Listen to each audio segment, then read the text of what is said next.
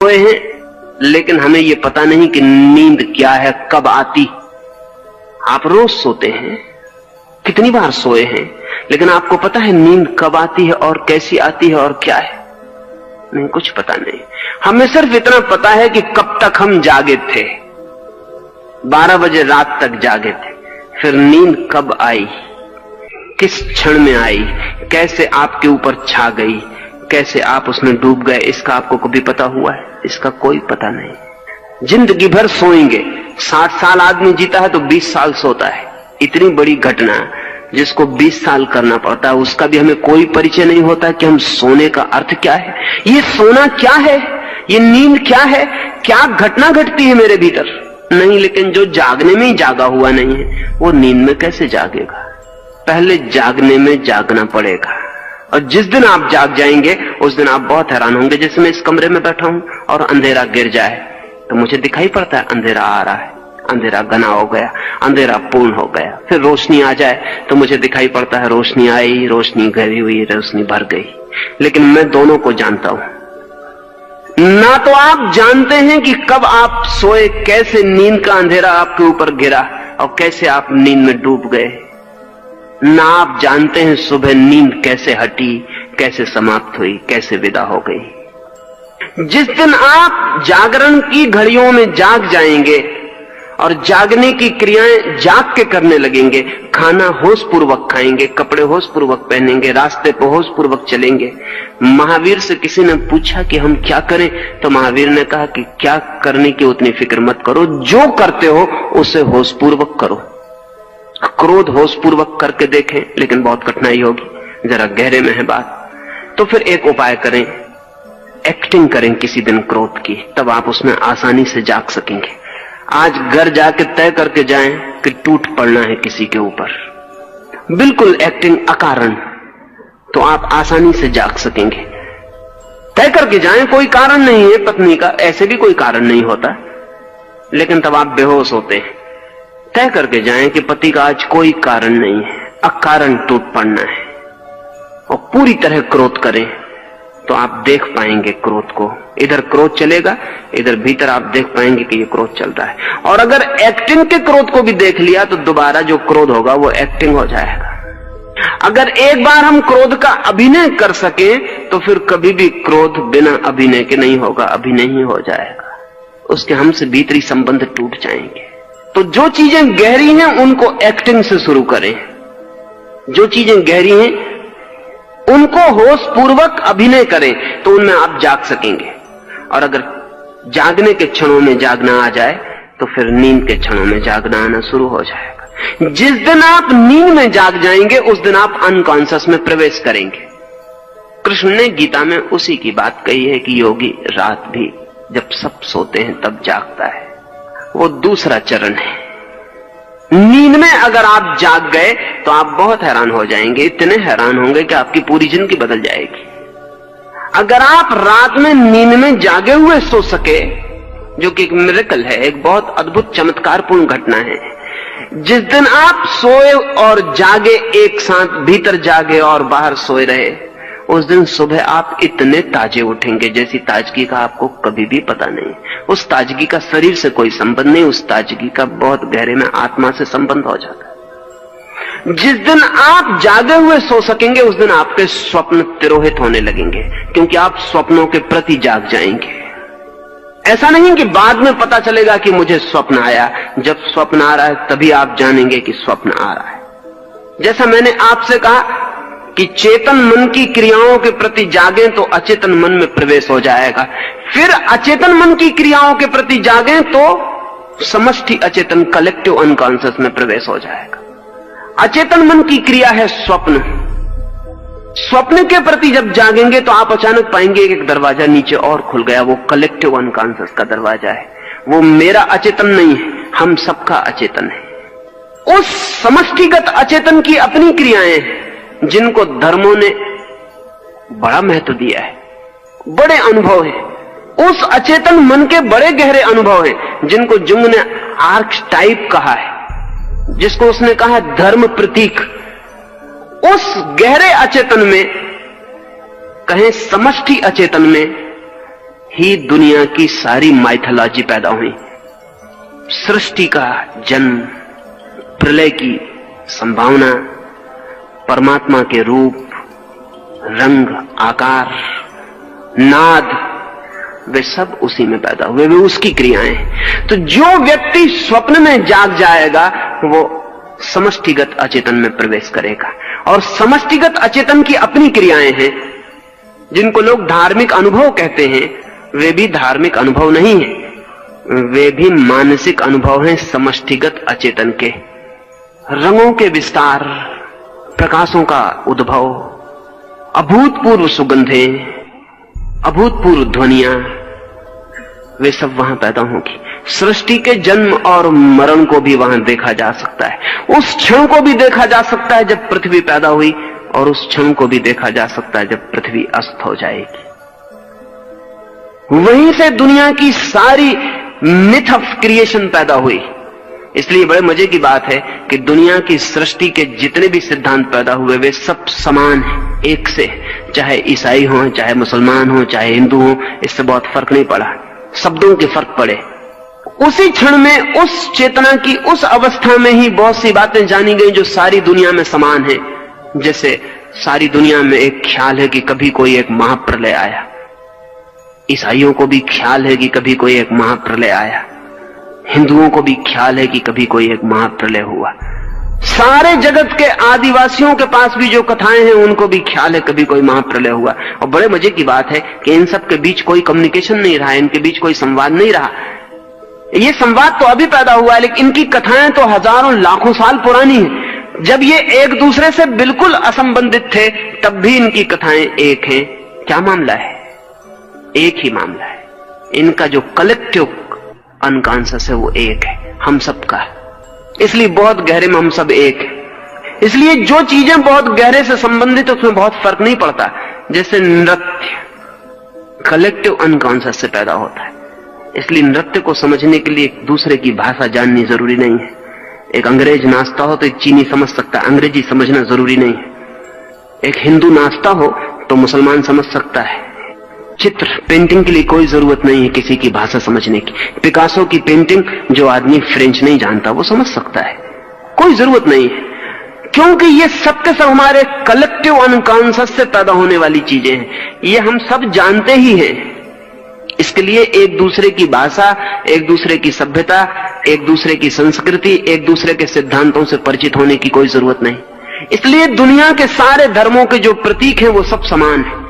कई बार तो इतनी हैरानी की समानता है कि कहना मुश्किल है। जैसे ओम की ध्वनि है, वो कलेक्टिव अनकॉन्शियस से पैदा होती है। इसलिए ओम की ध्वनि सारी दुनिया के धर्मों में है। थोड़े बहुत हेर फेर हैं, वो समझने के हेर फेर है।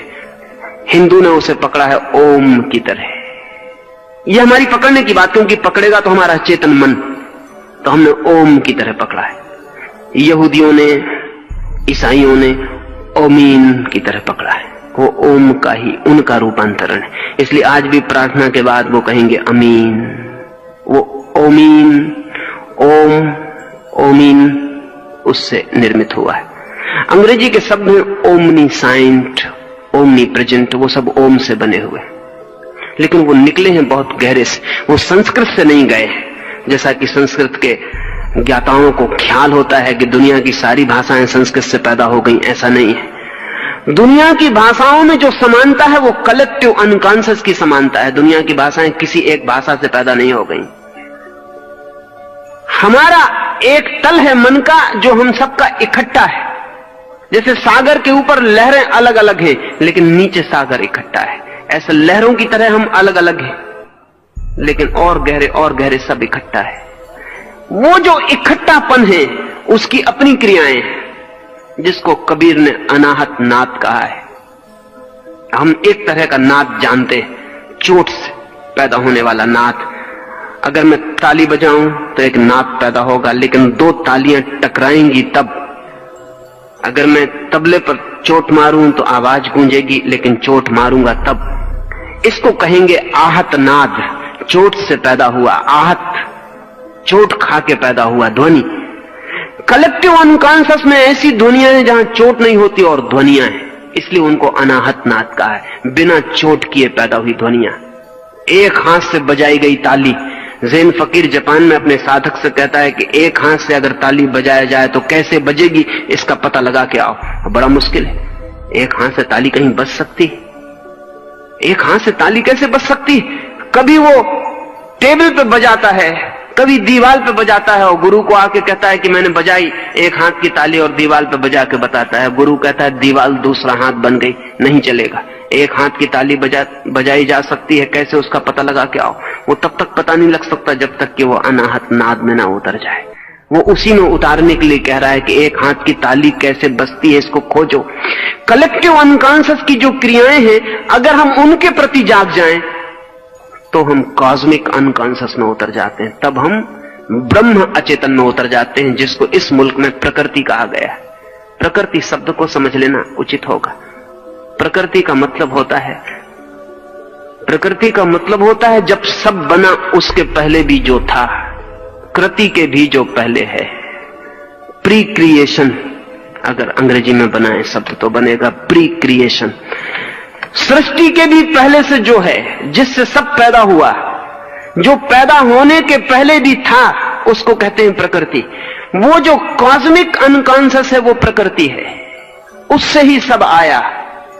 अब इसको ऐसा समझ लें, चेतन मन मेरा है, अचेतन मन भी मेरा है, लेकिन कलेक्टिव अनकॉन्शियस हमारा है। वो मेरा नहीं है, वो आपका नहीं है, वो हमारा है। कॉस्मिक अनकॉन्शियस हमारा भी नहीं है, सबका है। उसमें पत्थर भी सम्मिलित थे, पक्षी भी सम्मिलित थे, नदी भी सम्मिलित है, पहाड़ भी सम्मिलित है। वो प्रकृति है। वहां जो उतर जाए उसके आगे उतरने को नहीं रह जाता। वो बॉटमलेस अबिस है, उसके नीचे फिर उतरने का कोई उपाय नहीं, वो शून्य खाई है। इस उतरने की प्रक्रिया है अप्रमाद। जहां आप हैं वहीं जागना शुरू करें। जिस दिन आप वहां जाग जाएंगे आपको नीचे के दरवाजे की कुंजी मिल जाएगी, फिर वहां जागना शुरू करें और नीचे की कुंजी मिल जाएगी, और एक दूसरी प्रक्रिया पूरे समय साथ चलेगी। जब तक आप चेतन में हैं तब तक आप सुपर कॉन्शियस में, अति चेतन में नहीं जा सकते, ऊपर नहीं बढ़ सकते। आपकी जड़ों को अनकॉन्शियस में उतरना पड़ेगा। जिस दिन आपकी जड़ें अचेतन में उतर जाएंगी उसी दिन आपकी शाखाएं सुपर कॉन्शियस में फैल जाएंगी, ऊपर उठ जाएंगी। फ्रायड और जुंग सुपर कॉन्शियस पे नहीं पहुंच पाते क्योंकि वे अनुमान कर रहे हैं, इसलिए वे अनकॉन्शियस, कलेक्टिव अनकॉन्शियस, इनकी तो बात करते हैं नीचे की, ऊपर की उनके पास कोई कल्पना नहीं है। लेकिन ये जगत सदा एक संतुलन है। यहां जितने नीचे जाने का उपाय है उतना ही ऊपर जाने का उपाय है। असल में नीचे का अस्तित्व ही नहीं हो सकता अगर ऊपर का अस्तित्व ना हो। ऊपर का और नीचे का अस्तित्व एक साथ ही हो सकता है। अगर बायां ना हो तो दायां नहीं हो सकता, कि हो सकता है? अगर दायां है तो बाएं का अस्तित्व जरूर होगा, चाहे पता हो चाहे ना हो। क्या नीचे का अस्तित्व हो सकता है ऊपर के बिना? फिर उसे नीचे कैसे कहिएगा? नीचे का कोई अस्तित्व नहीं हो सकता ऊपर के बिना। क्या दुख का अस्तित्व हो सकता है सुख के बिना? फिर उसे दुख कैसे कहिएगा? दुख का कोई अस्तित्व नहीं हो सकता सुख के बिना। जिंदगी सदा ही दोहरी है, जितना नीचे है उतना ऊपर है, जो जो नीचे है वही वही ऊपर भी है। फर्क इतना ही है कि नीचे अंडरग्राउंड है, अंधेरे में है, ऊपर खुले आकाश में सूरज की रोशनी में। जितने नीचे उतरेंगे उतना अंधेरा बढ़ता जाएगा, और जो कॉस्मिक अनकॉन्शियस से प्रकृति है वो पूर्ण अंधकार है, विराट अंधकार है, अंधकार ही अंधकार है। जितने ऊपर बढ़िएगा उतना प्रकाश बढ़ता जाएगा, और वो जो कॉस्मिक कॉन्शियस है ब्रह्म, वो पूर्ण प्रकाश है, प्रकाश ही प्रकाश है। लेकिन ऊपर जाने का रास्ता नीचे होके जाता है। The peak is to be achieved via the abyss. वो जो नीचे खाई है उसके द्वारा चोटी पर पहुंचा जाता है। यही सबसे बड़ी साधना की कठिनाई है। यही समझना सबसे ज्यादा कठिन हो जाता है कि ऊपर जाने के लिए नीचे जाना पड़ेगा। हम सोचते हैं सीधे ऊपर चले जाएं, लेकिन सीधे हम ऊपर नहीं जा सकते। अगर हम सीधे ऊपर जाएंगे तो स्पेकुलेशन शुरू हो जाएगा, फिर हम ऊपर का दर्शन बना लेंगे। Super conscious, collective conscious, cosmic conscious, इसके हम सिद्धांत बना सकते हैं, लेकिन ये सिद्धांत सिर्फ सिद्धांत होंगे, वैचारिक। जो सीधा ऊपर जाएगा वो फिलसफी में चला जाएगा, दर्शन में चला जाएगा, धर्म में नहीं जा सकेगा। जिसे धर्म के अनुभव में जाना है उसे पहले नीचे उतरना पड़ेगा। ये बड़े मजे की बात है। जिसे संत होना हो उसे बहुत गहरे अर्थों में पापी होना पड़ता है, और जो व्यक्ति गहरे अर्थों में पापी होने से बच गया वो गहरे अर्थों में संत नहीं हो सकता। ये लगती बहुत अजीब सी बात है, लेकिन ऐसा ही है। ये तथ्य है, इससे कोई उपाय नहीं। इसलिए अक्सर ऐसा हो जाता है कि बड़े पापी एकदम से बड़े संत हो जाते हैं और छोटे पापी छोटे ही पापी बने रहते हैं, क्योंकि जो भी जगत में ट्रांसफॉर्मेशन है, रूपांतरण है, वो सदा गहराइयों से आते हैं। नीचे उतरना जरूरी है ऊपर जाने के लिए। नीचे का एक वचन आपसे कहूं, नीचे ने कहा है कि जिस वृक्ष को आकाश छूना हो उस वृक्ष को अपनी जड़ें पाताल तक पहुंचाने की हिम्मत जुटानी पड़ती है। बहुत घबराने वाली बात है नीचे उतरना, क्योंकि वहां अंधकार है। जब आप चेतन से अचेतन में उतरेंगे तो बहुत अंधकार में उतर जाएंगे, लेकिन जितने अंधकार में उतरने की आप हिम्मत जुटाते हैं उतने प्रकाश के अधिकारी और पात्र हो जाते हैं। पात्रता आती है अंधेरे में उतरने से, साहस आता है अंधेरे में उतरने से, योग्यता आती है अंधेरे में उतरने से। इसलिए ऊपर की फिक्र छोड़ दें, नीचे की फिक्र करें और एक एक कदम पर प्रमाद को तोड़ते चले जाएं। कहां से शुरू करेंगे? शुरू सदा वहीं से करना पड़ता है जहां आप हैं। आप जिस मंजिल में, उस मंजिल का नाम चेतन। उस चेतन मंजिल की क्रियाओं को आप प्रमाद छोड़कर करना शुरू कर दें। बुद्ध के पास आनंद वर्षों तक रहा। एक दिन उसने पूछा कि बड़ी मुसीबत मालूम पड़ती है, कभी कभी रात मुझे नींद नहीं आती तो मैं आपको देखता रहता हूं। आप जिस करवट सोते हैं उसी करवट सोए रहते हैं, हाथ भी नहीं हिलाते, पैर भी नहीं बदलते। जिस आसन में, जिस व्यवस्था में सांझ सिर रखते हैं वैसा ही रात भर रखे रहते हैं। हैरानी होती है, मुझे तो बहुत करवट बदलनी पड़ती, मुझे तो बहुत हाथ पैर हिलाना पड़ता है। बुद्ध ने कहा तुझे पता रहता है कि तू हाथ पैर हिला रहा, करवट बदल रहा? आनंद का कुछ पता नहीं रहता, सुबह पता चलता है कि जैसा सोया था वैसा नहीं सोया हूं, सिर कहीं था कहीं पहुंच गया। नींद में कैसे पता चल सकता है? बुद्ध ने कहा मैं जानता हुआ सोता हूं, मैं जानता हुआ ही सोया रहता हूं। जहां हाथ रखा था वहीं हाथ रहता, जब तक मैं ना हटाऊं। हाथ अपने से हट जाए तो मेरी मालकियत गई, फिर मैं मालिक ना रहा। तो आनंद ने कहा क्या आप रात में भी जागे हुए सोते हैं? बुद्ध ने कहा कि निश्चित ही, क्योंकि मैं दिन में जागा हुआ जागता हूं इसलिए रात में जागा हुआ सोने का अधिकारी हो गया। जब तक आप दिन में सोए हुए जागेंगे तब तक तो संभावना नहीं है कि आप जागे हुए सो सके। जब जागने में सोए रहते हैं तब सोने में तो सोए ही रहेंगे। जागने में जागना शुरू करना पड़ेगा, वहीं से प्रमाद तोड़े। महावीर अपने भिक्षुओं को निरंतर कहते थे विवेक से उठो, विवेक से चलो, विवेक से बैठो। इसका मतलब क्या था? शायद अनेक उनके साधु यही समझते हैं कि विवेक से उठने का मतलब, विवेक से बैठने का मतलब जो महावीर के साधुओं ने समझा है वो महावीर का ख्याल नहीं है। महावीर के साधु समझते हैं विवेक से चलो, इसका मतलब है कि किसी की बिछाए हुए बिस्तर पे पैर मत रखना, किसी के बिछाए हुए गलीचे पे मत चलना, सूखी जमीन में चलना, गीली जमीन में मत चलना। विवेक से खाओ तो साधु महावीर का हजारों साल से समझ रहा है कि ये खाना और ये मत खाना। विवेक का मतलब लोगों ने समझा है डिस्क्रिमिनेशन, विवेक का ये मतलब नहीं है महावीर का।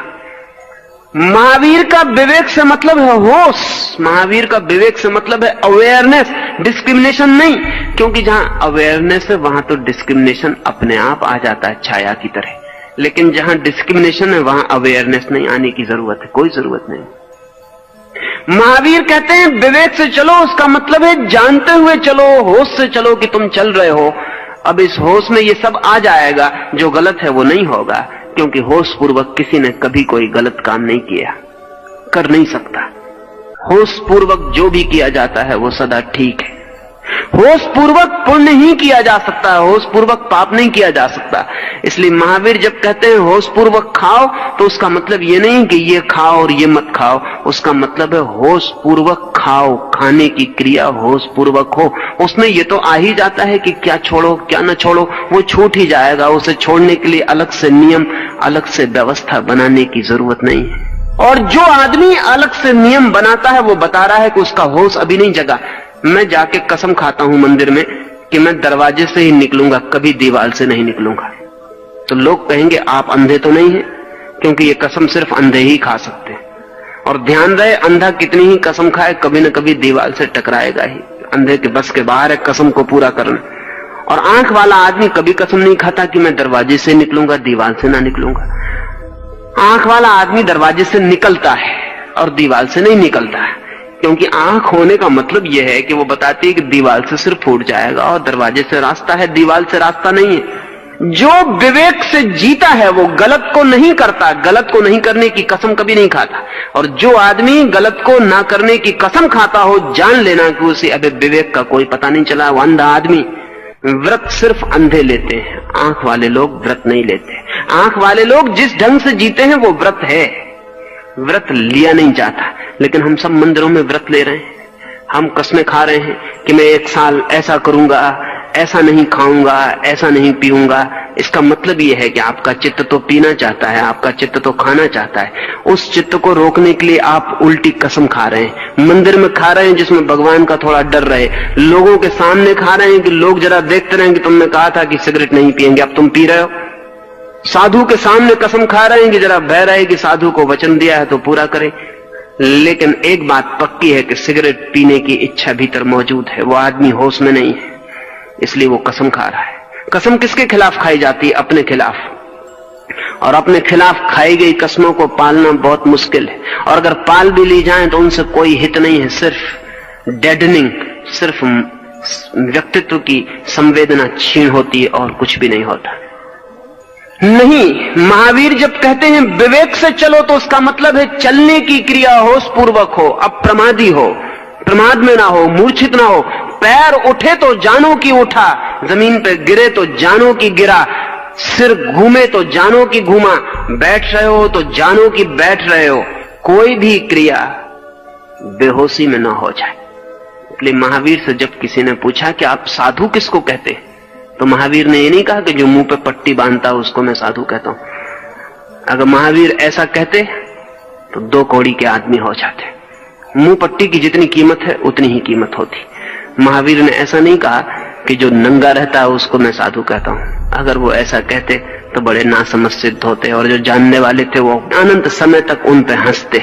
नहीं, महावीर ने जो जवाब दिया बहुत अद्भुत था। महावीर ने कहा जो जागा हुआ है उसे मैं साधु कहता हूं। असुप्ता मुनि, जो सोया हुआ नहीं है उसे मैं मुनि कहता हूं। बड़ी अद्भुत परिभाषा महावीर ने दी। जो सोया हुआ नहीं, असुप्ता मुनि, नहीं सोया है जो, उसे मैं साधु कहता हूं। पूछने वाले ने पूछा आप असाधु किसे कहते हैं? महावीर को कहना चाहिए था जो शराब पीता है, लेकिन ऐसा लगता है कि महावीर का शराब खानों से कोई संबंध नहीं था। जिनका शराब खानों से संबंध होता है वो यही समझाए चले जाते हैं कि जो शराब नहीं पीता, मांस नहीं खाता। महावीर का दिखता है किसी बूचर खाने से कोई संबंध नहीं था। जिनका होता है वो यही समझाए चले जाते हैं कि जो मांस नहीं खाता वो साधु, सिगरेट नहीं पीता वो साधु, ये करता है ये नहीं करता। महावीर ने कहा सुप्ता अमुनि, जो सोया हुआ जीता है वो असाधु है। बड़ी हिम्मत की, बड़ी गहरी, बड़ी समझ की बात है। सिर्फ एक छोटे से सूत्र पर सब कुछ निर्भर होता है। आप जाग कर जी रहे हैं या सोकर जी रहे हैं। अगर आप जाग के जी रहे हैं आपकी जिंदगी में साधुता उतर आएगी। अगर आप सो के जी रहे हैं आपकी जिंदगी में असाधुता के सिवाय और कुछ भी नहीं हो सकता। आप सोए सोए भी साधु बन सकते हैं, वो बना हुआ साधु होगा। और बने हुए साधु असाधुओं से भी बदतर हालत में हो जाते, क्योंकि उनको ये भ्रम पैदा हो जाता है कि वो साधु है। और जब असाधु को ये भ्रम पैदा हो जाए कि वो साधु है, तो अब जन्म जन्म लग जाएंगे इस भ्रम से छूटने में। अप्रमाद साधना का सूत्र है, अप्रमाद साधना है। 4 दिन जो बात मैंने आपसे की, अहिंसा वो परिणाम है, हिंसा स्थिति है, अपरिग्रह वो परिणाम है, परिग्रह स्थिति है, अचौर्य वो परिणाम है, चौर्य चोरी स्थिति है, अकाम वो परिणाम है, काम वासना कामना स्थिति है। इस स्थिति को परिणाम तक बदलने के बीच जो सूत्र है वो है अप्रमाद, अवेयरनेस, रिमेंबरिंग, स्मरण। प्रत्येक क्रिया स्मरण पूर्वक हो, और प्रत्येक क्रिया होश पूर्वक हो, और एक भी क्रिया ऐसी ना हो जो कि बेहोशी में हो रही, तो बस आपकी धर्म यात्रा शुरू हो जाती, आप नीचे उतरने लगेंगे। और सूत्र वही रहेगा, जब नीचे के दूसरे खंड में पहुंचेंगे तब उसकी क्रियाओं के प्रति फिर अप्रमाद, जब उसकी पूरी क्रियाओं के प्रति जाग जाएंगे तो और नीचे पहुंचेंगे, उसके प्रति अप्रमाद, और जितने नीचे पहुंचेंगे उतने ऊपर पहुंचते चले जाएंगे। जिस दिन कोई अपने पाताल की आखिरी परत को छू लेता है, उसी दिन अपनी आत्मा की आखिरी अमृत की परत उसे उपलब्ध हो जाती है। जाएं पाताल में ताकि पहुंच सके मोक्ष में, उतरे गहरे ताकि छू सके ऊंचाई को, छुएं नरक को ताकि उपलब्ध हो सके स्वर्ग। जाएं अंधकार में गहरे और गहरे ताकि प्रकाश को पाने की पात्रता मिल सके।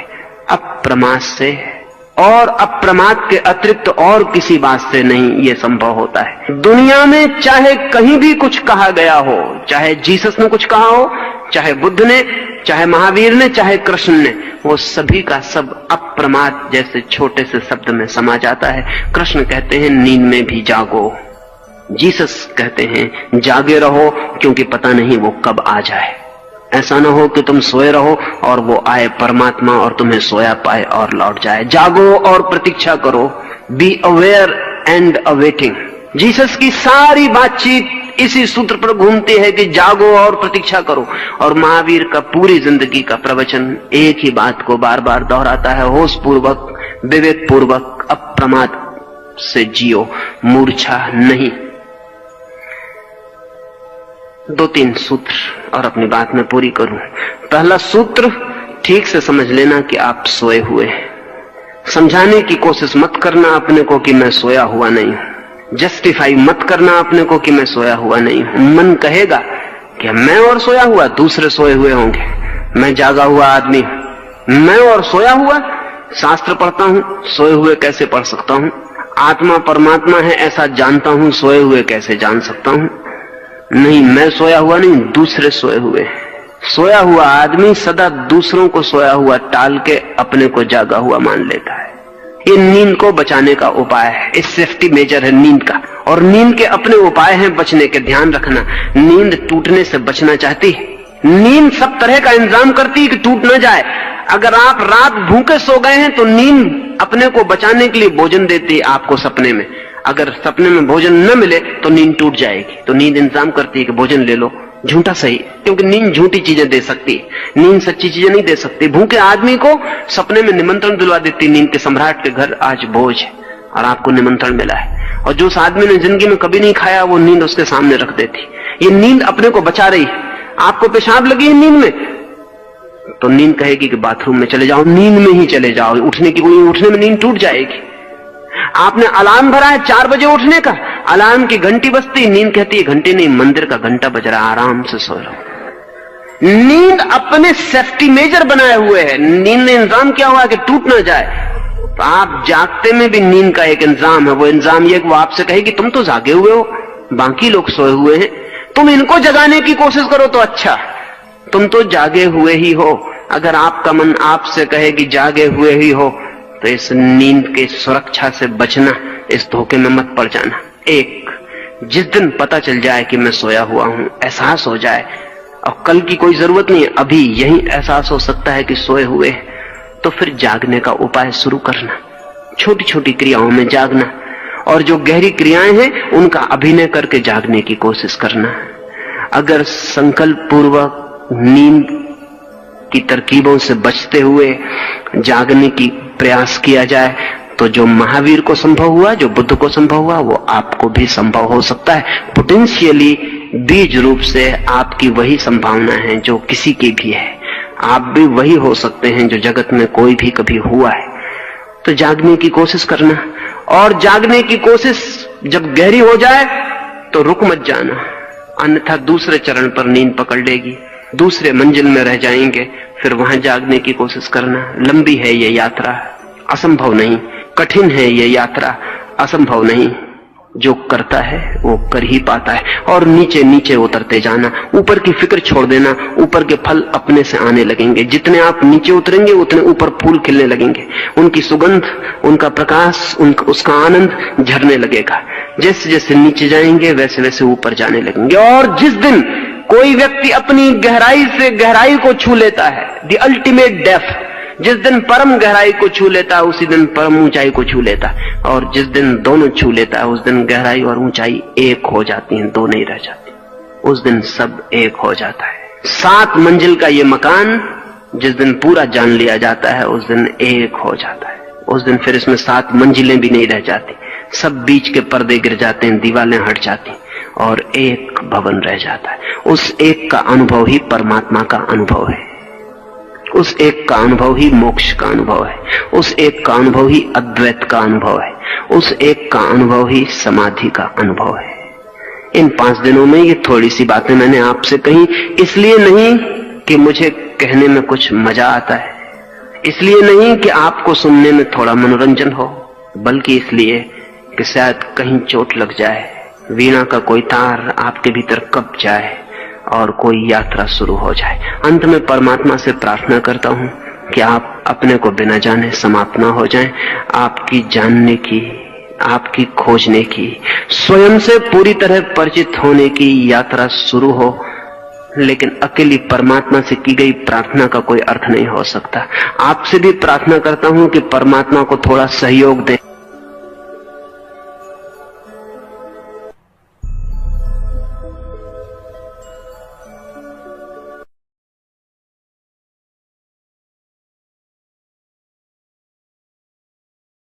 सोए हैं लेकिन हमें यह पता नहीं कि नींद क्या है, कब आती।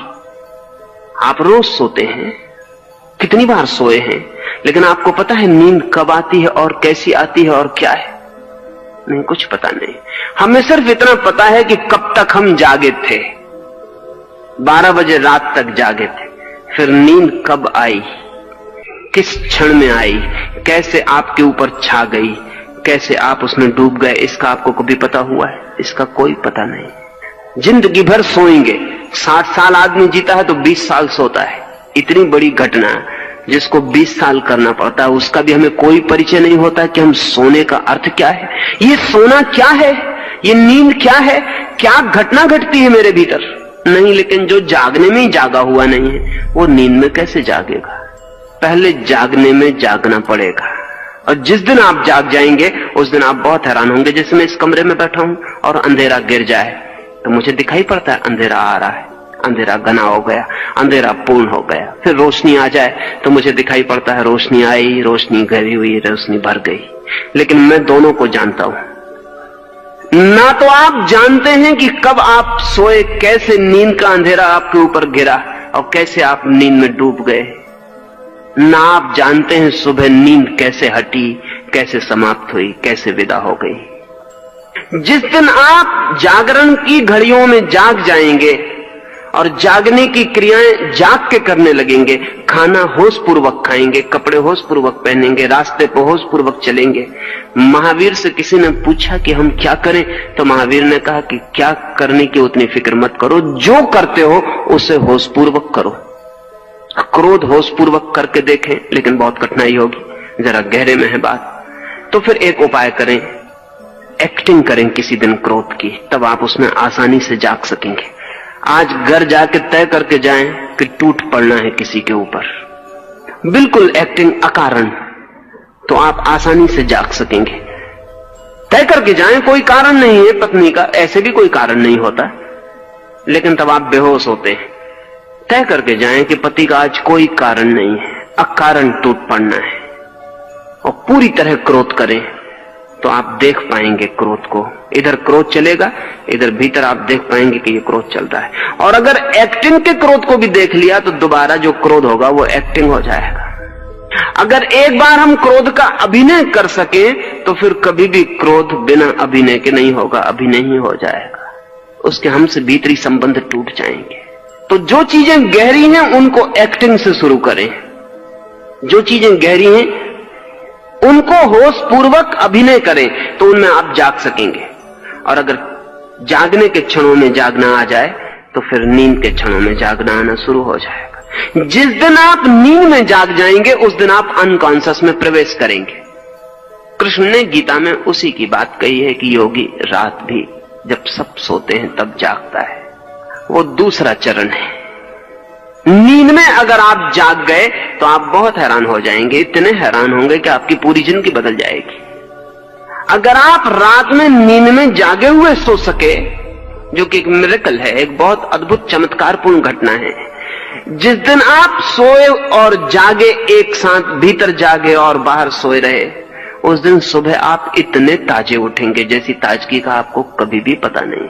उस ताजगी का शरीर से कोई संबंध नहीं, उस ताजगी का बहुत गहरे में आत्मा से संबंध हो जाता है। जिस दिन आप जागे हुए सो सकेंगे उस दिन आपके स्वप्न तिरोहित होने लगेंगे, क्योंकि आप स्वप्नों के प्रति जाग जाएंगे।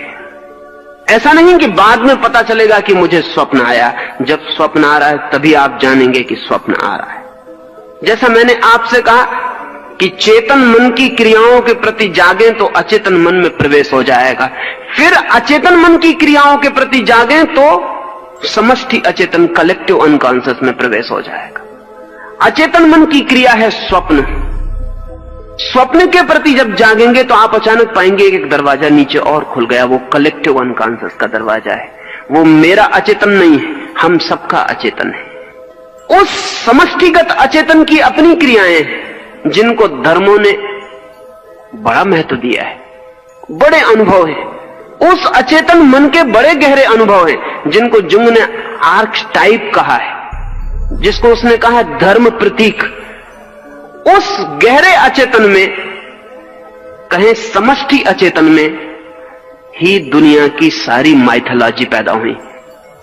सृष्टि का जन्म, प्रलय की संभावना, परमात्मा के रूप, रंग, आकार, नाद, वे सब उसी में पैदा हुए, वे उसकी क्रियाएं। तो जो व्यक्ति स्वप्न में जाग जाएगा वो समष्टिगत अचेतन में प्रवेश करेगा। और समष्टिगत अचेतन की अपनी क्रियाएं हैं जिनको लोग धार्मिक अनुभव कहते हैं। वे भी धार्मिक अनुभव नहीं है, वे भी मानसिक अनुभव हैं समष्टिगत अचेतन के। रंगों के विस्तार, प्रकाशों का उद्भव, अभूतपूर्व सुगंधें, अभूतपूर्व ध्वनियां, वे सब वहां पैदा होंगी। सृष्टि के जन्म और मरण को भी वहां देखा जा सकता है। उस क्षण को भी देखा जा सकता है जब पृथ्वी पैदा हुई, और उस क्षण को भी देखा जा सकता है जब पृथ्वी अस्त हो जाएगी। वहीं से दुनिया की सारी मिथ ऑफ क्रिएशन पैदा हुई। इसलिए बड़े मजे की बात है कि दुनिया की सृष्टि के जितने भी सिद्धांत पैदा हुए वे सब समान हैं, एक से। चाहे ईसाई हो, चाहे मुसलमान हो, चाहे हिंदू हो, इससे बहुत फर्क नहीं पड़ा। शब्दों के फर्क पड़े। उसी क्षण में, उस चेतना की उस अवस्था में ही बहुत सी बातें जानी गई जो सारी दुनिया में समान है। जैसे सारी दुनिया में एक ख्याल है कि कभी कोई एक महाप्रलय आया। ईसाइयों को भी ख्याल है कि कभी कोई एक महाप्रलय आया, हिंदुओं को भी ख्याल है कि कभी कोई एक महाप्रलय हुआ। सारे जगत के आदिवासियों के पास भी जो कथाएं हैं उनको भी ख्याल है कभी कोई महाप्रलय हुआ। और बड़े मजे की बात है कि इन सब के बीच कोई कम्युनिकेशन नहीं रहा, इनके बीच कोई संवाद नहीं रहा। ये संवाद तो अभी पैदा हुआ है, लेकिन इनकी कथाएं तो हजारों लाखों साल पुरानी हैं। जब ये एक दूसरे से बिल्कुल असंबंधित थे तब भी इनकी कथाएं एक हैं। क्या मामला है? एक ही मामला है। इनका जो कलेक्टिव अनकॉन्शियस है वो एक है, हम सबका। इसलिए बहुत गहरे में हम सब एक हैं। इसलिए जो चीजें बहुत गहरे से संबंधित है उसमें बहुत फर्क नहीं पड़ता। जैसे नृत्य कलेक्टिव अनकॉन्शियस से पैदा होता है, इसलिए नृत्य को समझने के लिए एक दूसरे की भाषा जाननी जरूरी नहीं है। एक अंग्रेज नाचता हो तो एक चीनी समझ सकता है, अंग्रेजी समझना जरूरी नहीं है। एक हिंदू नाचता हो तो मुसलमान समझ सकता है। चित्र पेंटिंग के लिए कोई जरूरत नहीं है किसी की भाषा समझने की। पिकासो की पेंटिंग जो आदमी फ्रेंच नहीं जानता वो समझ सकता है, कोई जरूरत नहीं है, क्योंकि ये सब के सब हमारे कलेक्टिव अनकॉन्शियस से पैदा होने वाली चीजें हैं। ये हम सब जानते ही हैं। इसके लिए एक दूसरे की भाषा, एक दूसरे की सभ्यता, एक दूसरे की संस्कृति, एक दूसरे के सिद्धांतों से परिचित होने की कोई जरूरत नहीं। इसलिए दुनिया के सारे धर्मों के जो प्रतीक हैं वो सब समान है। कई बार तो इतनी हैरानी की समानता है कि कहना मुश्किल है। जैसे ओम की ध्वनि है, वो कलेक्टिव अनकॉन्शियस से पैदा होती है। इसलिए ओम की ध्वनि सारी दुनिया के धर्मों में है। थोड़े बहुत हेर फेर हैं, वो समझने के हेर फेर है। हिंदू ने उसे पकड़ा है ओम की तरह। यह हमारी पकड़ने की बात, क्योंकि पकड़ेगा तो हमारा चेतन मन, तो हमने ओम की तरह पकड़ा है। यहूदियों ने, ईसाइयों ने ओमीन की तरह पकड़ा है। वो ओम का ही उनका रूपांतरण है। इसलिए आज भी प्रार्थना के बाद वो कहेंगे अमीन। वो ओमीन, ओम, ओमीन उससे निर्मित हुआ है। अंग्रेजी के शब्द हैं ओमनीसाइंट, ओमनी प्रेजेंट, वो सब ओम से बने हुए हैं, लेकिन वो निकले हैं बहुत गहरे से। वो संस्कृत से नहीं गए, जैसा कि संस्कृत के ज्ञाताओं को ख्याल होता है कि दुनिया की सारी भाषाएं संस्कृत से पैदा हो गई। ऐसा नहीं है। दुनिया की भाषाओं में जो समानता है वो कलेक्टिव अनकॉन्शियस की समानता है। दुनिया की भाषाएं किसी एक भाषा से पैदा नहीं हो गई। हमारा एक तल है मन का जो हम सबका इकट्ठा है। जैसे सागर के ऊपर लहरें अलग अलग हैं, लेकिन नीचे सागर इकट्ठा है। ऐसे लहरों की तरह हम अलग अलग हैं, लेकिन और गहरे सब इकट्ठा है।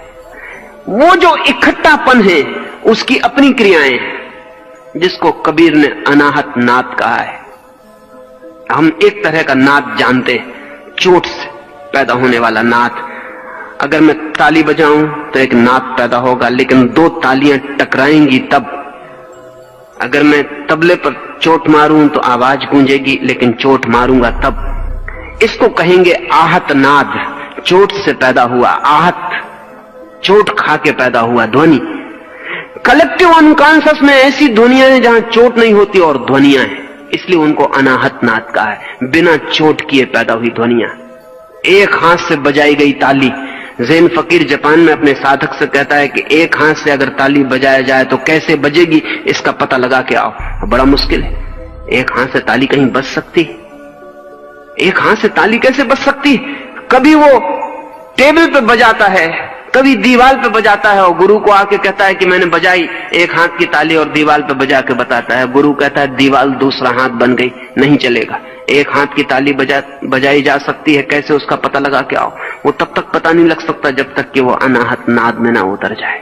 वो उसी में उतारने के लिए कह रहा है कि एक हाथ की ताली कैसे बजती है, इसको खोजो।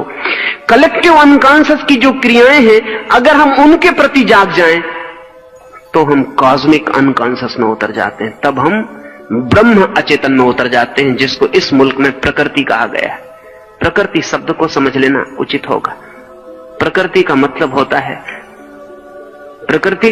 होता है जब सब बना उसके पहले भी जो था, कृति के भी जो पहले है। प्री क्रिएशन अगर अंग्रेजी में बनाए शब्द तो बनेगा प्री क्रिएशन। सृष्टि के भी पहले से जो है, जिससे सब पैदा हुआ, जो पैदा होने के पहले भी था, उसको कहते हैं प्रकृति। वो जो कॉस्मिक अनकॉन्शियस है वो प्रकृति है, उससे ही सब आया। अब इसको ऐसा समझ लें, चेतन मन मेरा है, अचेतन मन भी मेरा है, लेकिन कलेक्टिव अनकॉन्शियस हमारा है। वो मेरा नहीं है, वो आपका नहीं है, वो हमारा है। कॉस्मिक अनकॉन्शियस हमारा भी नहीं है, सबका है। उसमें पत्थर भी सम्मिलित थे, पक्षी भी सम्मिलित थे, नदी भी सम्मिलित है, पहाड़ भी सम्मिलित है। वो प्रकृति है। वहां जो उतर जाए उसके आगे उतरने को नहीं रह जाता। वो बॉटमलेस अबिस है, उसके नीचे फिर उतरने का कोई उपाय नहीं। वो शून्य खाई है। इस उतरने की प्रक्रिया है अप्रमाद। जहां आप हैं वहीं जागना शुरू करें। जिस दिन आप वहां जाग जाएंगे, आपको नीचे के दरवाजे की कुंजी मिल जाएगी। फिर वहां जागना शुरू करें और नीचे की कुंजी मिल जाएगी। और एक दूसरी प्रक्रिया पूरे समय साथ चलेगी। जब तक आप चेतन में हैं, तब तक आप सुपर कॉन्शियस में, अति चेतन में नहीं जा सकते, ऊपर नहीं बढ़ सकते। आपकी जड़ों को अनकॉन्शियस में उतरना पड़ेगा। जिस दिन आपकी जड़ें अचेतन में उतर जाएंगी, उसी दिन आपकी शाखाएं सुपर कॉन्शियस में फैल जाएंगी, ऊपर उठ जाएंगी। फ्रायड और जुंग सुपर कॉन्शियस पे नहीं पहुंच पाते, क्योंकि वे अनुमान कर रहे हैं। इसलिए वे अनकॉन्शियस, कलेक्टिव अनकॉन्शियस, इनकी तो बात करते हैं नीचे की, ऊपर की उनके पास कोई कल्पना नहीं है। लेकिन ये जगत सदा एक संतुलन है। यहां जितने नीचे जाने का उपाय है, उतना ही ऊपर जाने का उपाय है। असल में नीचे का अस्तित्व ही नहीं हो सकता अगर ऊपर का अस्तित्व ना हो। ऊपर का और नीचे का अस्तित्व एक साथ ही हो सकता है। अगर बायां ना हो तो दायां नहीं हो सकता, कि हो सकता है? अगर दायां है तो बाएं का अस्तित्व जरूर होगा, चाहे पता हो चाहे ना हो। क्या नीचे का अस्तित्व हो सकता है ऊपर के बिना? फिर उसे नीचे कैसे कहिएगा? नीचे का कोई अस्तित्व नहीं हो सकता ऊपर के बिना। क्या दुख का अस्तित्व हो सकता है सुख के बिना? फिर उसे दुख कैसे कहिएगा?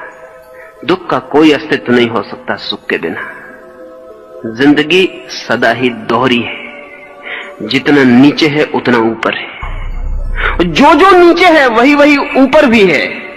फर्क इतना ही है कि नीचे अंडरग्राउंड है, अंधेरे में है, ऊपर खुले आकाश में सूरज की रोशनी में। जितने नीचे उतरेंगे उतना अंधेरा बढ़ता जाएगा, और जो कॉस्मिक अनकॉन्शियस से प्रकृति है वो पूर्ण अंधकार है, विराट अंधकार है, अंधकार ही अंधकार है। जितने ऊपर बढ़िएगा उतना प्रकाश बढ़ता जाएगा, और वो जो कॉस्मिक कॉन्शियस है ब्रह्म, वो पूर्ण प्रकाश है, प्रकाश ही प्रकाश है। लेकिन ऊपर जाने का रास्ता नीचे होके जाता है। The peak is to be achieved via the abyss. वो जो नीचे खाई है उसके द्वारा चोटी पर पहुंचा जाता है। यही सबसे बड़ी साधना की कठिनाई है। यही समझना सबसे ज्यादा कठिन हो जाता है कि ऊपर जाने के लिए नीचे जाना पड़ेगा। हम सोचते हैं सीधे ऊपर चले जाएं, लेकिन सीधे हम ऊपर नहीं जा सकते। अगर हम सीधे ऊपर जाएंगे तो स्पेकुलेशन शुरू हो जाएगा। फिर हम ऊपर का दर्शन बना लेंगे, super conscious, collective conscious, cosmic conscious. इसके हम सिद्धांत बना सकते हैं, लेकिन ये सिद्धांत सिर्फ सिद्धांत होंगे, वैचारिक।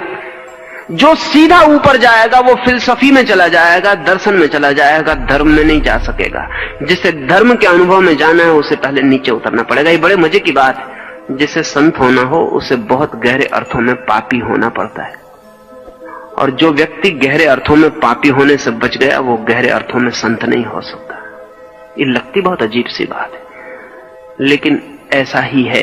ये तथ्य है, इससे कोई उपाय नहीं। इसलिए अक्सर ऐसा हो जाता है कि बड़े पापी एकदम से बड़े संत हो जाते हैं, और छोटे पापी छोटे ही पापी बने रहते हैं। क्योंकि जो भी जगत में ट्रांसफॉर्मेशन है, रूपांतरण है, वो सदा गहराइयों से आते हैं। नीचे उतरना जरूरी है ऊपर जाने के लिए। नीचे का एक वचन आपसे कहूं, नीचे ने कहा है कि जिस वृक्ष को आकाश छूना हो उस वृक्ष को अपनी जड़ें पाताल तक पहुंचाने की हिम्मत जुटानी पड़ती है। बहुत घबराने वाली बात है नीचे उतरना, क्योंकि वहां अंधकार है। जब आप चेतन से अचेतन में उतरेंगे तो बहुत अंधकार में उतर जाएंगे। लेकिन जितने अंधकार में उतरने की आप हिम्मत जुटाते हैं उतने प्रकाश के अधिकारी और पात्र हो जाते हैं।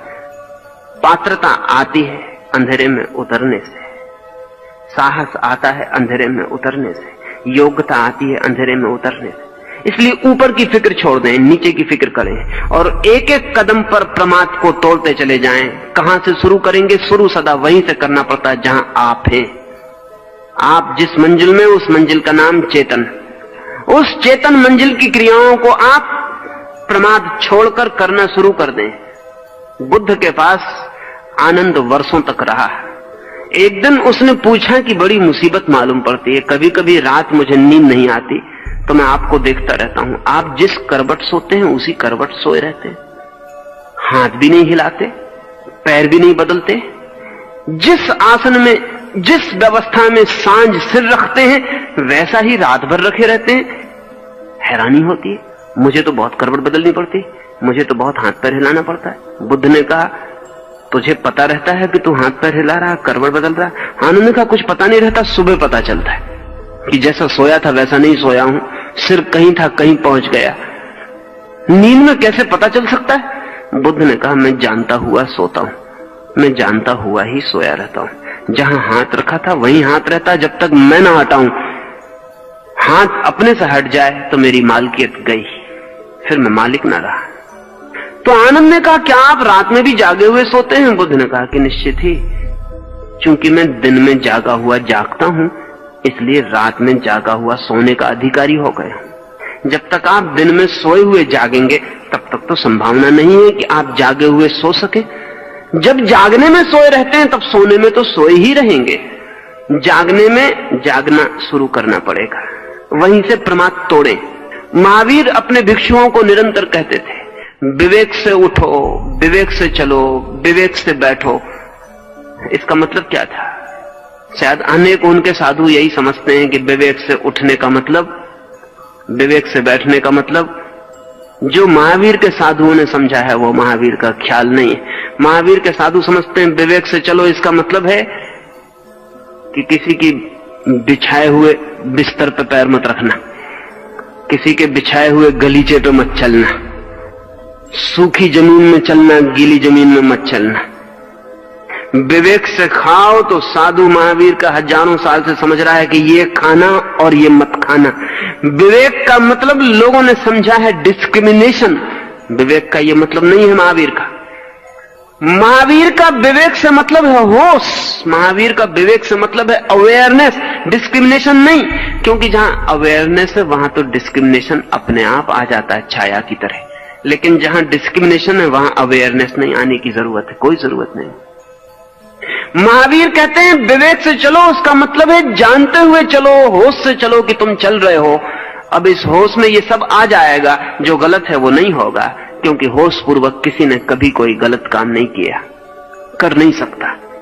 होश पूर्वक जो भी किया जाता है वो सदा ठीक है। होश पूर्वक पुण्य ही किया जा सकता है, होश पूर्वक पाप नहीं किया जा सकता। इसलिए महावीर जब कहते हैं होश पूर्वक खाओ, तो उसका मतलब ये नहीं कि ये खाओ और ये मत खाओ, उसका मतलब है होश पूर्वक खाओ, खाने की क्रिया होश पूर्वक हो। उसमें ये तो आ ही जाता है कि क्या छोड़ो क्या न छोड़ो, वो छूट ही जाएगा। उसे छोड़ने के लिए अलग से नियम, अलग से व्यवस्था बनाने की जरूरत नहीं है। और जो आदमी अलग से नियम बनाता है वो बता रहा है कि उसका होश अभी नहीं जगा। मैं जाके कसम खाता हूं मंदिर में कि मैं दरवाजे से ही निकलूंगा, कभी दीवार से नहीं निकलूंगा। तो लोग कहेंगे आप अंधे तो नहीं हैं, क्योंकि ये कसम सिर्फ अंधे ही खा सकते हैं। और ध्यान रहे, अंधा कितनी ही कसम खाए कभी न कभी दीवार से टकराएगा ही। अंधे के बस के बाहर है कसम को पूरा करना। और आंख वाला आदमी कभी कसम नहीं खाता कि मैं दरवाजे से निकलूंगा, दीवार से ना निकलूंगा। आंख वाला आदमी दरवाजे से निकलता है और दीवार से नहीं निकलता है, क्योंकि आंख होने का मतलब यह है कि वो बताती है कि दीवार से सिर्फ फूट जाएगा और दरवाजे से रास्ता है, दीवार से रास्ता नहीं है। जो विवेक से जीता है वो गलत को नहीं करता, गलत को नहीं करने की कसम कभी नहीं खाता। और जो आदमी गलत को ना करने की कसम खाता हो, जान लेना कि उसे अभी विवेक का कोई पता नहीं चला, वो अंधा आदमी। व्रत सिर्फ अंधे लेते हैं, आंख वाले लोग व्रत नहीं लेते। आंख वाले लोग जिस ढंग से जीते हैं वो व्रत है, व्रत लिया नहीं जाता। लेकिन हम सब मंदिरों में व्रत ले रहे हैं, हम कस्में खा रहे हैं कि मैं 1 साल ऐसा करूंगा, ऐसा नहीं खाऊंगा, ऐसा नहीं पीऊंगा। इसका मतलब यह है कि आपका चित्त तो पीना चाहता है, आपका चित्त तो खाना चाहता है। उस चित्त को रोकने के लिए आप उल्टी कसम खा रहे हैं, मंदिर में खा रहे हैं जिसमें भगवान का थोड़ा डर रहे, लोगों के सामने खा रहे हैं कि लोग जरा देखते रहें कि तुमने कहा था कि सिगरेट नहीं पिएंगे, अब तुम पी रहे हो। साधु के सामने कसम खा रहे हैं कि जरा भय रहे कि साधु को वचन दिया है तो पूरा करें। लेकिन एक बात पक्की है कि सिगरेट पीने की इच्छा भीतर मौजूद है, वो आदमी होश में नहीं है, इसलिए वो कसम खा रहा है। कसम किसके खिलाफ खाई जाती है? अपने खिलाफ। और अपने खिलाफ खाई गई कसमों को पालना बहुत मुश्किल है, और अगर पाल भी ली जाए तो उनसे कोई हित नहीं है, सिर्फ डेडनिंग, सिर्फ व्यक्तित्व की संवेदना क्षीण होती है और कुछ भी नहीं होता। नहीं, महावीर जब कहते हैं विवेक से चलो तो उसका मतलब है चलने की क्रिया होश पूर्वक हो, अप्रमादी हो, प्रमाद में ना हो, मूर्छित ना हो। पैर उठे तो जानो कि उठा, जमीन पे गिरे तो जानो कि गिरा, सिर घूमे तो जानो कि घूमा, बैठ रहे हो तो जानो कि बैठ रहे हो। कोई भी क्रिया बेहोशी में ना हो जाए। इसलिए महावीर से जब किसी ने पूछा कि आप साधु किसको कहते हैं, तो महावीर ने ये नहीं कहा कि जो मुंह पे पट्टी बांधता है उसको मैं साधु कहता हूं। अगर महावीर ऐसा कहते तो 2 कौड़ी के आदमी हो जाते। मुंह पट्टी की जितनी कीमत है उतनी ही कीमत होती। महावीर ने ऐसा नहीं कहा कि जो नंगा रहता है उसको मैं साधु कहता हूं। अगर वो ऐसा कहते तो बड़े नासमझ सिद्ध होते, और जो जानने वाले थे वो अनंत समय तक उन पे हंसते। नहीं, महावीर ने जो जवाब दिया बहुत अद्भुत था। महावीर ने कहा जो जागा हुआ है उसे मैं साधु कहता हूं। असुप्ता मुनि, जो सोया हुआ नहीं है उसे मैं मुनि कहता हूं। बड़ी अद्भुत परिभाषा महावीर ने दी। जो सोया हुआ नहीं, असुप्ता मुनि, नहीं सोया है जो, उसे मैं साधु कहता हूं। पूछने वाले ने पूछा आप असाधु किसे कहते हैं? महावीर को कहना चाहिए था जो शराब पीता है, लेकिन ऐसा लगता है कि महावीर का शराब खानों से कोई संबंध नहीं था। जिनका शराब खानों से संबंध होता है वो यही समझाए चले जाते हैं कि जो शराब नहीं पीता, मांस नहीं खाता। महावीर का दिखता है किसी बूचर खाने से कोई संबंध नहीं था। जिनका होता है वो यही समझाए चले जाते हैं कि जो मांस नहीं खाता वो साधु, सिगरेट नहीं पीता वो साधु, ये करता है ये नहीं करता। महावीर ने कहा सुत्ता अमुनि जो सोया हुआ जीता है वो असाधु है। बड़ी हिम्मत की, बड़ी गहरी, बड़ी समझ की बात है। सिर्फ एक छोटे से सूत्र पर सब कुछ निर्भर होता है। आप जाग कर जी रहे हैं या सोकर जी रहे हैं। अगर आप जाग के जी रहे हैं आपकी जिंदगी में साधुता उतर आएगी। अगर आप सो के जी रहे हैं आपकी जिंदगी में असाधुता के सिवाय और कुछ भी नहीं हो सकता। आप सोए सोए भी साधु बन सकते हैं, वो बना हुआ साधु होगा। और बने हुए साधु असाधुओं से भी बदतर हालत में हो जाते, क्योंकि उनको ये भ्रम पैदा हो जाता है कि वो साधु है। और जब असाधु को ये भ्रम पैदा हो जाए कि वो साधु है, तब जन्म जन्म लग जाएंगे इस भ्रम से छूटने में। अप्रमाद साधना का सूत्र है, अप्रमाद साधना है। 4 दिन जो बात मैंने आपसे की, अहिंसा वो परिणाम है, हिंसा स्थिति है, अपरिग्रह वो परिणाम है, परिग्रह स्थिति है, अचौर्य वो परिणाम है, चौर्य चोरी स्थिति है, अकाम वो परिणाम है, काम वासना कामना स्थिति है। इस स्थिति को परिणाम तक बदलने के बीच जो सूत्र है वो है अप्रमाद, अवेयरनेस, रिमेंबरिंग, स्मरण। प्रत्येक क्रिया स्मरण पूर्वक हो और प्रत्येक क्रिया होश पूर्वक हो, और एक भी क्रिया ऐसी ना हो जो कि बेहोशी में हो रही, तो बस आपकी धर्म यात्रा शुरू हो जाती, आप नीचे उतरने लगेंगे। और सूत्र वही रहेगा, जब नीचे के दूसरे खंड में पहुंचेंगे तब उसकी क्रियाओं के प्रति फिर अप्रमाद, जब उसकी पूरी क्रियाओं के प्रति जाग जाएंगे तो और नीचे पहुंचेंगे उसके प्रति अप्रमाद, और जितने नीचे पहुंचेंगे उतने ऊपर पहुंचते चले जाएंगे। जिस दिन कोई अपने पाताल की आखिरी परत को छू लेता है, उसी दिन अपनी आत्मा की आखिरी अमृत की परत उसे उपलब्ध हो जाती है। जाएं पाताल में ताकि पहुंच सके मोक्ष में, उतरे गहरे ताकि छू सके ऊंचाई को, छुएं नरक को ताकि उपलब्ध हो सके स्वर्ग। जाएं अंधकार में गहरे और गहरे ताकि प्रकाश को पाने की पात्रता मिल सके। अप्रमाद से और अप्रमाद के अतिरिक्त और किसी बात से नहीं ये संभव होता है। दुनिया में चाहे कहीं भी कुछ कहा गया हो, चाहे जीसस ने कुछ कहा हो, चाहे बुद्ध ने, चाहे महावीर ने, चाहे कृष्ण ने, वो सभी का सब अप्रमाद जैसे छोटे से शब्द में समा जाता है। कृष्ण कहते हैं नींद में भी जागो, जीसस कहते हैं जागे रहो क्योंकि पता नहीं वो कब आ जाए। ऐसा ना हो कि तुम सोए रहो और वो आए परमात्मा और तुम्हें सोया पाए और लौट जाए। जागो और प्रतीक्षा करो, be aware and awaiting. Jesus की सारी बातचीत इसी सूत्र पर घूमती है कि जागो और प्रतीक्षा करो, और महावीर का पूरी जिंदगी का प्रवचन एक ही बात को बार बार दोहराता है, होश पूर्वक, विवेक पूर्वक, अप्रमाद से जियो, मूर्छा नहीं। 2-3 सूत्र और अपनी बात में पूरी करूं। पहला सूत्र, ठीक से समझ लेना कि आप सोए हुए हैं। समझाने की कोशिश मत करना अपने को कि मैं सोया हुआ नहीं हूं। जस्टिफाई मत करना अपने को कि मैं सोया हुआ नहीं हूं। मन कहेगा कि मैं और सोया हुआ, दूसरे सोए हुए होंगे, मैं जागा हुआ आदमी हूं। मैं और सोया हुआ, शास्त्र पढ़ता हूं, सोए हुए कैसे पढ़ सकता हूं? आत्मा परमात्मा है ऐसा जानता हूं, सोए हुए कैसे जान सकता हूं? नहीं, मैं सोया हुआ नहीं, दूसरे सोए हुए। सोया हुआ आदमी सदा दूसरों को सोया हुआ टाल के अपने को जागा हुआ मान लेता है।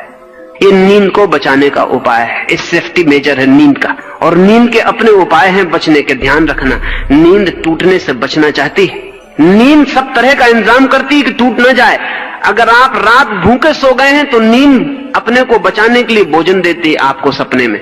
अगर सपने में भोजन न मिले तो नींद टूट जाएगी, तो नींद इंतजाम करती है कि भोजन ले लो, झूठा सही, क्योंकि नींद झूठी चीजें दे सकती है, नींद सच्ची चीजें नहीं दे सकती। भूखे आदमी को सपने में निमंत्रण दिलवा देती नींद के सम्राट के घर आज भोज है और आपको निमंत्रण मिला है। और जो उस आदमी ने जिंदगी में कभी नहीं खाया वो नींद उसके सामने रख देती।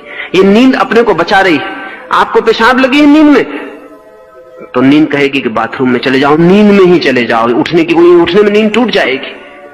आपने अलार्म भरा है 4 बजे उठने का, अलार्म की घंटी बजती, नींद कहती है घंटी नहीं, मंदिर का घंटा बज रहा, आराम से सो रहो।